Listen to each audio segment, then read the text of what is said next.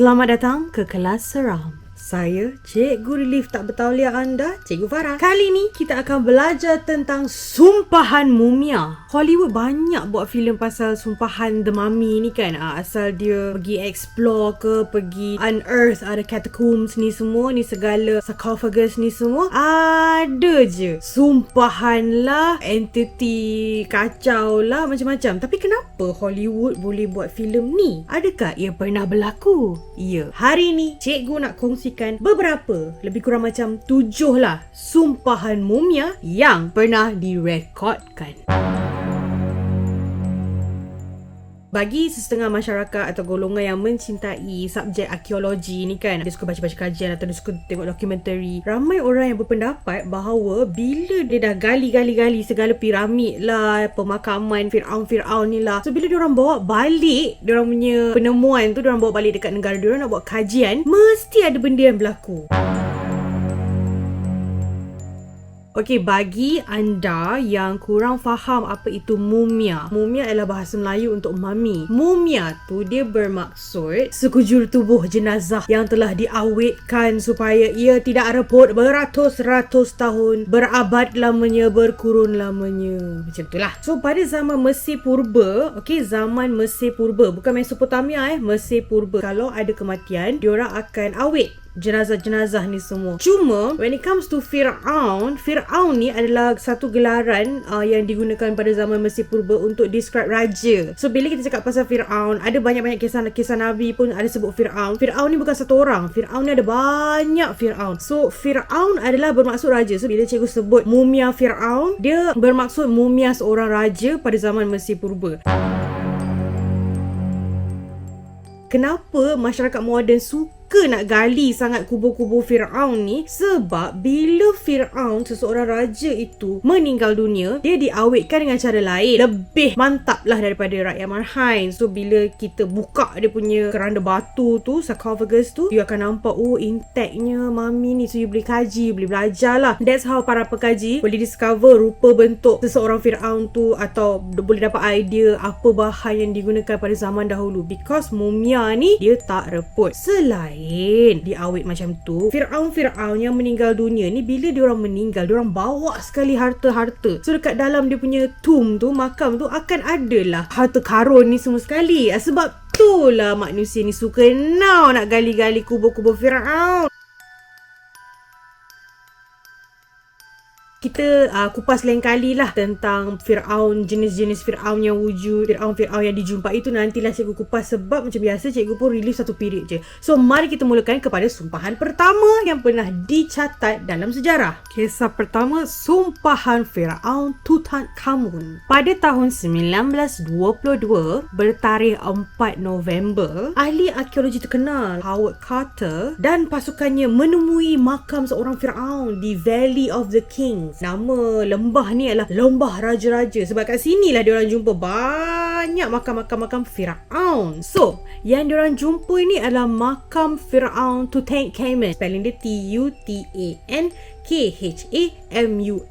Tutankhamun, macam tu lah gitu. Orang putih kata Tutankhamun, macam tu lah. King Tutankhamun ni adalah antara Fir'aun yang paling elok lah dijumpai dalam The Valley of the Kings. The Valley of the Kings ni kat mana? Dekat Egypt lah. Dan yang bestnya penemuan ini adalah pertama kali diorang jumpa satu pemakaman Raja Fir'aun yang tidak dirompak. Yes, terkenal juga kisah bila diorang gali-gali tu, diorang tak semestinya dapat jumpa mumia yang elok, tak jumpa harta karun yang banyak, sebab benda pun dah beribu-ribu tahun sebelum diorang sampai, dah ada generasi lain cuba merompak. So King Tutankhamun ni, dia punya makam elok, dia punya mumia tak dijumpai langsung. Harta-harta yang ada semua elok. So bila dah excited ni, Howard Carter ni, dia pergilah call dia punya big boss. Okay, pada zaman-zaman 1920-an macam ni, banyak orang-orang kaya British, diorang akan wujudkan satu tim arkeologi ni, pergi negara-negara yang banyak orang kata banyak harta-harta atau banyak penemuan yang boleh menguntungkan. Bila dah jumpa,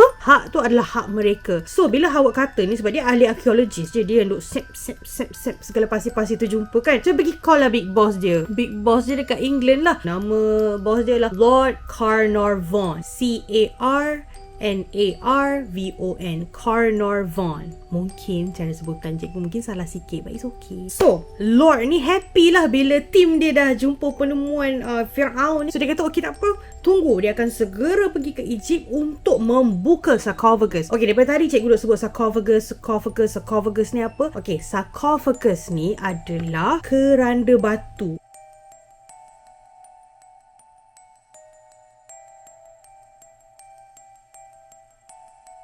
Cut the story short, dia dah buka lah keranda batu tu. 4 bulan selepas dia buka sarcophagus tu, dia meninggal akibat gigitan nyamuk. Tapi kenapa ia dikaitkan dengan sumpahan mumia? Ia adalah kerana dekat sarcophagus tu ada tertulis dalam hieroglif yang telah ditranslatekan oleh pakar-pakar sejarah ni semua, pakar bahasa, ahli arkeologi ni semua. Ada tertulis kematian akan datang dengan cepat kepada mereka yang mengganggu ketenteraman raja. Sumpahan kedua, perompak yang malang. Pada tahun berapa cikgu tak ingat. Perompak ni dia berwarga negara Jerman. Dia pergi Mesir untuk berjalan-jalan. Dia pergilah Mesir, Egypt lah, dia pergi Egypt. So masa dekat sana ada pameran Firaun. Pameran orang kita kan suka tengok pameran Firaun, harta-harta dia. Ni dia punya sarcophagus, ni dia punya mumia. Kan kita suka tengok benda-benda tu, macam nak at the museum tu. So waktu ni mungkin security tak berapa sehebat sekarang, sebab bila dia tengok pameran tu kan, dia jadi macam, ni kalau aku curi artifak ni, lumayan ni kalau jual balik ni. So dia pun curi. Dah curi satu artifak ni lah daripada pameran tu. Lepas tu dia seluduk balik pula ke negara dia. Apa yang dia curi? Itulah kita pun tak tahu apa dia curi. Sebab dia tak pernah jual balik. Dia tak dapat nak jual balik apa yang dia curi. Sebab semenjak dia seluduk barang tu balik ke negara dia, satu persatu ahli keluarga dia meninggal. Yang ini sakit, yang itu meninggal. Macam dalam keluarga dia, orang sekeliling dia, girlfriend dia ke kawan dia, semua ada kena musibah. Sampailah terkena kat dia juga. Dia kena penyakit demam yang sangat teruk sampai dia jadi lumpuh. Tak lama kemudian dia pun meninggal dunia. Ahli keluarga dia yang mana ada lagi hidup lagi terus ambil barang yang dia pernah curi daripada kerajaan Mesir ni lah. Sebab dia curi waktu ada pameran tu kan. Diorang pulangkan balik kepada kerajaan Mesir beserta surat permohonan maaf. Kenapa diorang pulangkan? Sebab diorang tak nak ada lagi siapa-siapa dalam keluarga dia, dalam kalangan orang sekeliling dia yang meninggal dunia secara misteri. Kenapa lepas dia curi, baru satu persatu ahli keluarga dia meninggal, sakit, termasuk diri dia? Kalau bukan sebab sumpahan Firaun.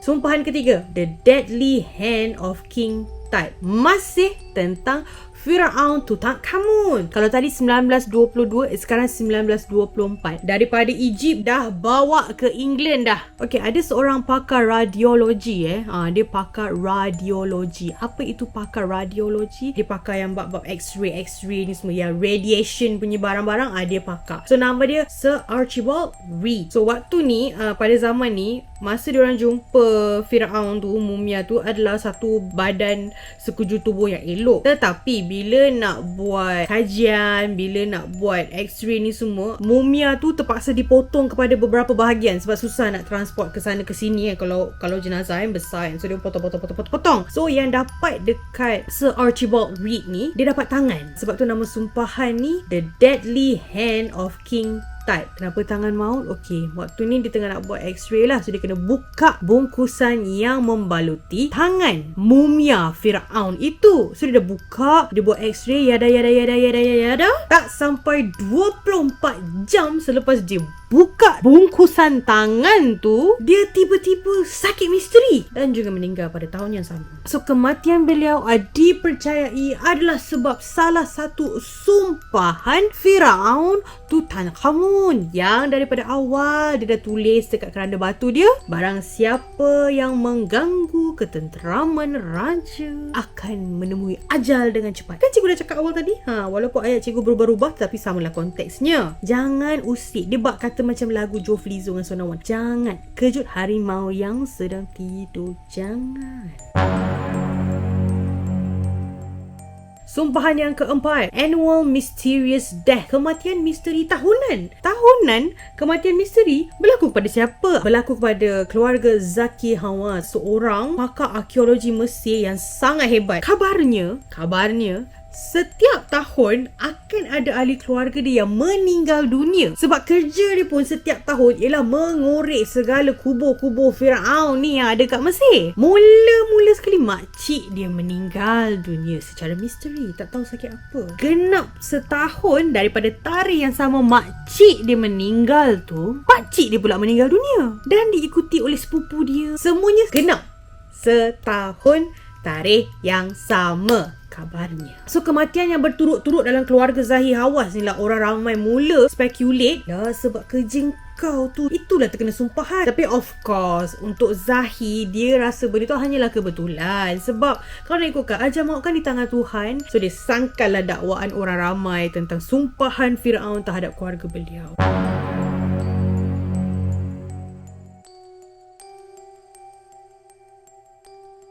Okey, ini juga ada yang berlaku kepada pekerja-pekerja.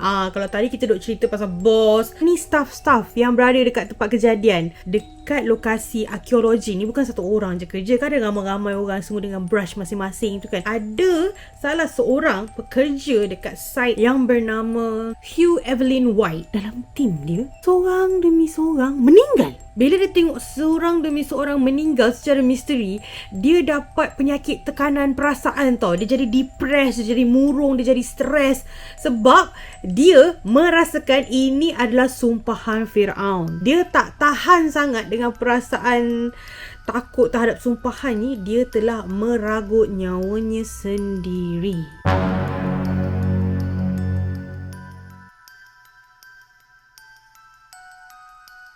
Ini bukan directly tentang Firaun. Ini tentang dewa kematian. Dewa kematian pada zaman Mesir purba. Dia berkait rapatlah dengan Firaun ni. So sebab itu ia termasuk dalam sumpahan Firaun. So waktu ni tahun 1971 dekat Saqqara ada this one Mak Saleh, Walter Brian Emery nama dia. So dia telah menemui patung kecil Osiris. So bila dia ambil, dia bawa dekat kemah dia. Lepas tu dia proceed untuk pergi mandi. Kat situ adalah dia orang set up tempat kamar mandi dia orang lah. Lepas tu lama tak keluar-keluar bilik air. So orang-orang semua assistant dia semua macam mana bagi Mr. Walter ni kan tak keluar-keluar ni kan. So dia pergi check lah dekat bilik air. Tengok oh dah meninggal. Tapi dari segi saintifik dia dipercayai terkena stroke lalu meninggal dunia. Sumpahan yang ketujuh. Sumpahan ini masih sampai sekarang adalah dianggap satu mitos. Tenggelamnya kapal Titanic.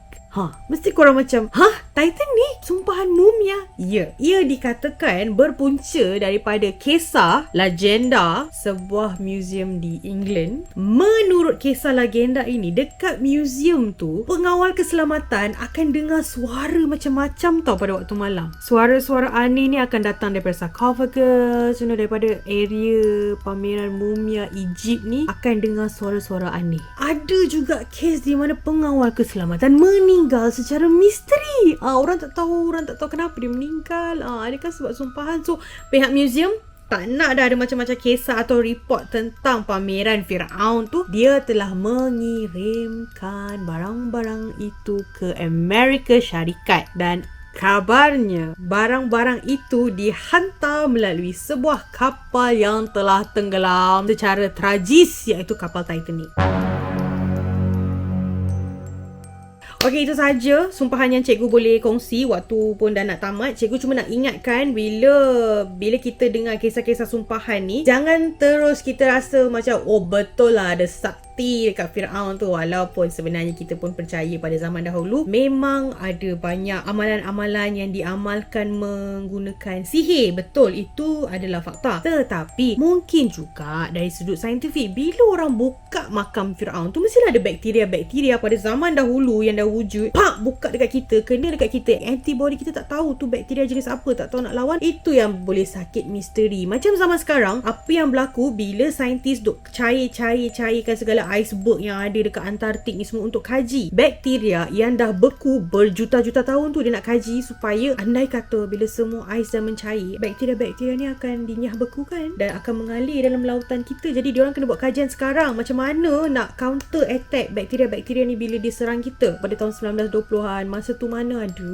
orang buat kajian pasal bakteria ni semua. Sebelum you buka sarcophagus, hidu segala debu yang keluar tu, bakteria beribu-ribu beratus-ratus tahun tu kan. So itu yang mungkin punca sakit misteri yang tak dapat nak didetect. Dan kalau bercakap pasal pakar radiologi yang meninggal lepas dia buka tangan tu kan, mungkin pada zaman dahulu radiation daripada x-ray tu, bila mungkin kita tak tahu dia tersalah ke macam mana terkena dekat dia, itu yang mungkin punca dia meninggal juga. Bukanlah semata-mata kerana sumpahan mumia. Cuma yang Titanic tu, cikgu ada buat kajian. Sebab mula-mula cikgu pun macam, wow, ya ke sebab mami ke Titanic tenggelam? Unlucky mummy yang dikatakan punca menjadi tenggelamnya kapal Titanic masih wujud di Museum of British. So kalau dia tenggelam, kalau dia karam, mesti dah dekat dasar laut. Kenapa benda tu ada dekat museum? Unless ada orang yang pergi selam, selamatkan balik, pergi hantar balik kat Museum of British. Tak tahulah, tapi tu banyak kerja sangat.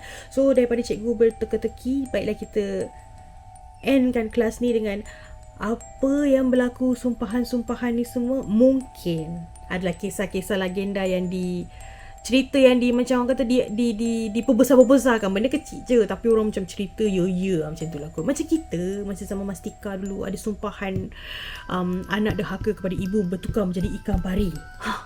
Tu macam mana pula? Homework kali ni tuliskan karangan pendek tentang sumpahan yang anda pernah baca di ruangan komen. Nanti cikgu sini. Bye. Assalamualaikum.